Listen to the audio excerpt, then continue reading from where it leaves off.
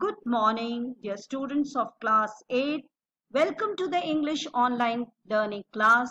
Today we are going to take up the lesson, The Best Christmas Present, Part 6. So first let us revise what we did in the previous classes. The narrator, he went to a junk shop in Bridport to buy a roll-top desk. He always wanted to buy, but they were very expensive. In the junk shop, he found the roll-top desk of pure oak wood, early 19th century. It was cheap also, but the roll-top desk was in bad condition. There were burn marks, but he decided to buy it. And he thought he is going to repair it. He made the payment, brought it to his workroom at the back of the garage, and started working on it on the Christmas Eve. Now, he had to remove the roll-top desk completely.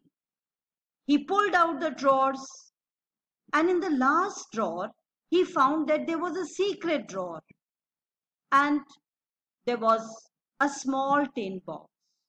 On the top of the tin box, there was sellotaped note paper, and on it was written, Jim's last letter, received January 25, 1915. To be buried with me when the time comes. Means when the person who has got the letter dies. Now, it is not good to open anyone's letter, but the narrator decided to open it and read, because he was curious to know.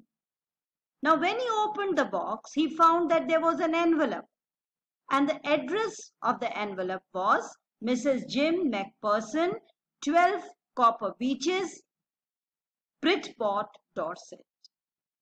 And there was a letter. He opened the letter. It was written in pencil, and it was dated December 26, 1940. Now, what was written in this letter? It was addressed to Dearest Coney. Dearest Coney was Mrs. Jim McPherson. She was called as Coney by her husband.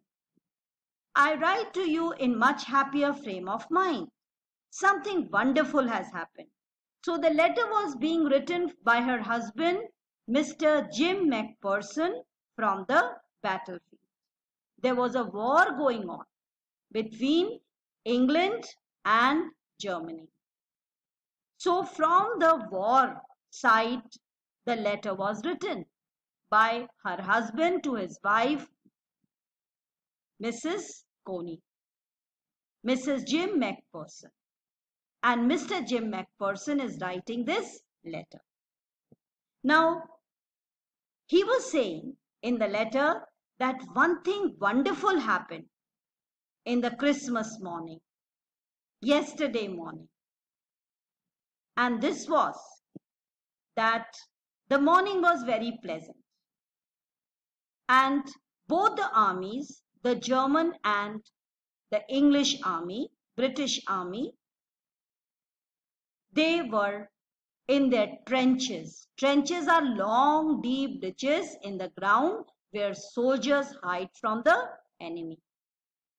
Now from the Fritz side, that is from the German side, German soldiers are called Fritz. So someone called out, Happy Christmas, Tommy. Tommy is a common English name used to refer to the British soldiers. And the British soldiers also replied back, Same to you, Fritz, same to you. So they were greeting each other. But then the German soldiers in great coat, they started waving flags, and they started walking into the no man's land. And they were carrying with them schnapps, German drinks, and sausages.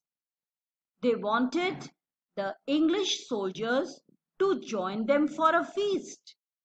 Now first, The writer of this letter, Mr. Jim McPherson, did not want his soldiers to join them because he thought it was a trick of the German soldiers. But then none of the soldiers listened to him. Little Private Morris was the first one to come out. And then there was no stopping. The German and the English soldiers, they mixed with each other in the no man's land.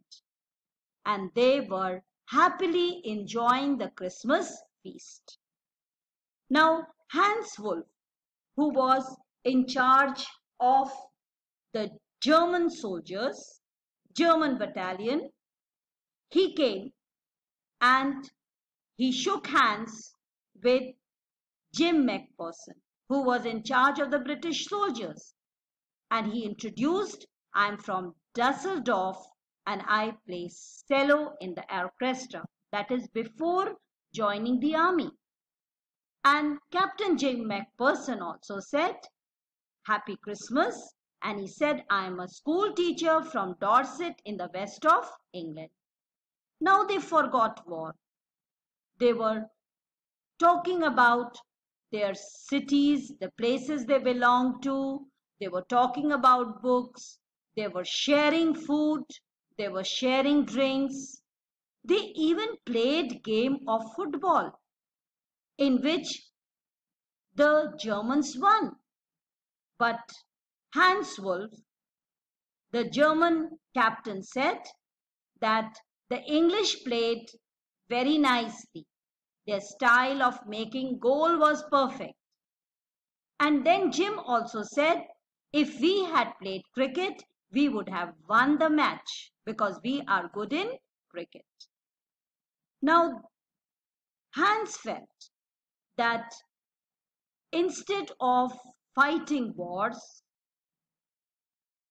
disputes should be resolved by playing games. Because in war, there are orphans, children become orphans, and wives, they become widows. So, war does not give happiness. There is sadness all round. And Jim also agreed this. Now, time came when both the sides, they went back to their trenches, but in the night again they were singing carols, Christmas carols, which could be heard from both the sides.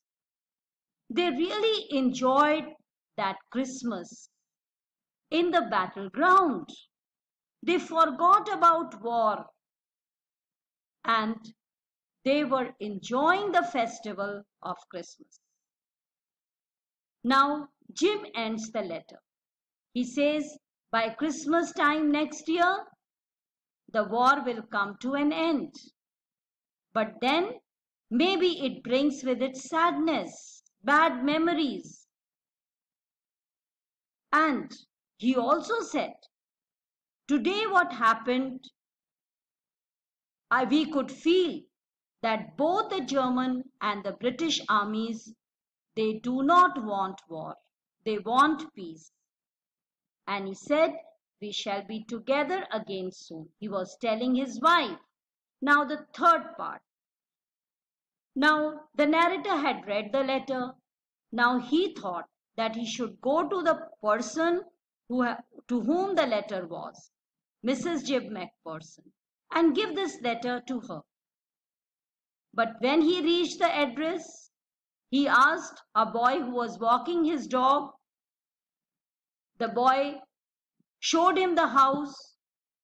The house was all burnt. So he checked with a neighbor who was staying nearby. And this old man said that the lady was a lovely old lady.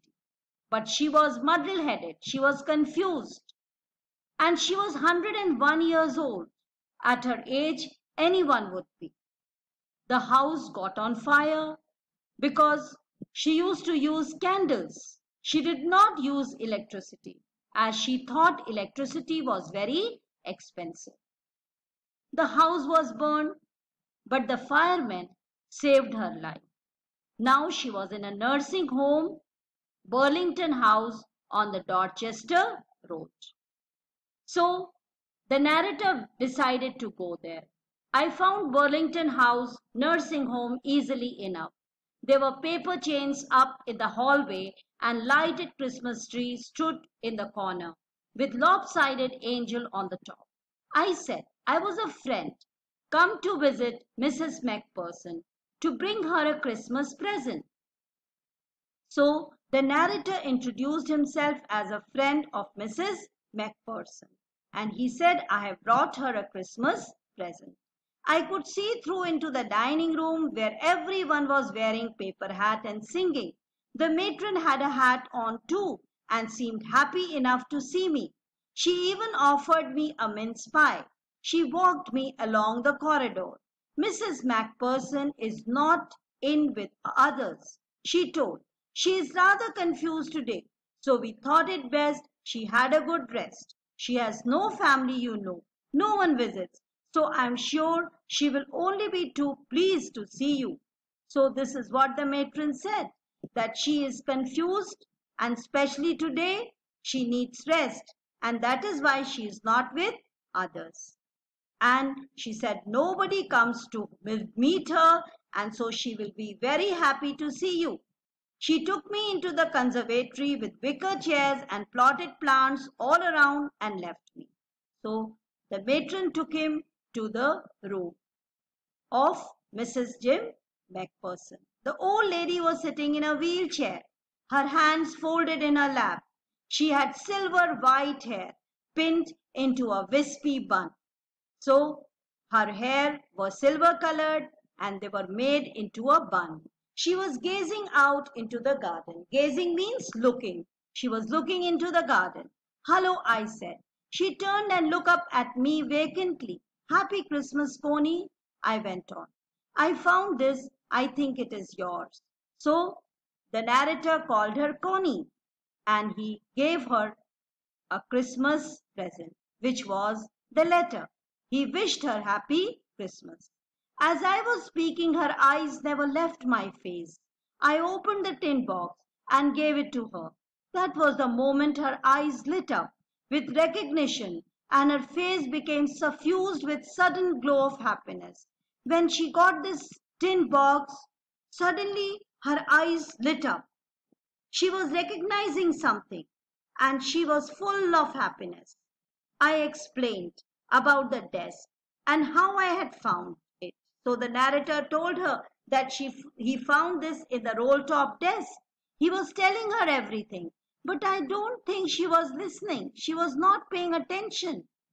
For a while she said nothing, but stroked the letter tenderly with her fingertips. She was just moving her fingers on the letter. Suddenly she reached out and took my hand. Her eyes were filled with tears. You told me you would come home by Christmas, dearest, she said. And here you are, the best Christmas present in the world. Come closer, Jim, dear, sit down. So she confused the narrator. She thought the narrator was her husband, who has returned from the battlefield, Jim Macpherson. And she said, you are the best Christmas present in the world because you have come back. I sat down beside her. She kissed my cheek. I read your letter so often, Jim, every day. I wanted to hear your voice in my head. It made me feel you were with me, and now you are. Now you are back. You can read it to me yourself. Would you do that for me, Jim, dear? I just want to hear your voice again. I'd love that so much. And then perhaps we'll have tea. I'll have made you a nice Christmas cake. I have made for you a Christmas cake, marzipan, all around. I know how much you love marzipan. So she was thinking the narrator was her husband who has returned from the battlefield. And she was very happy to see her husband back. A very emotional and sentimental story. Here at this point, the story comes to an end. Thank you.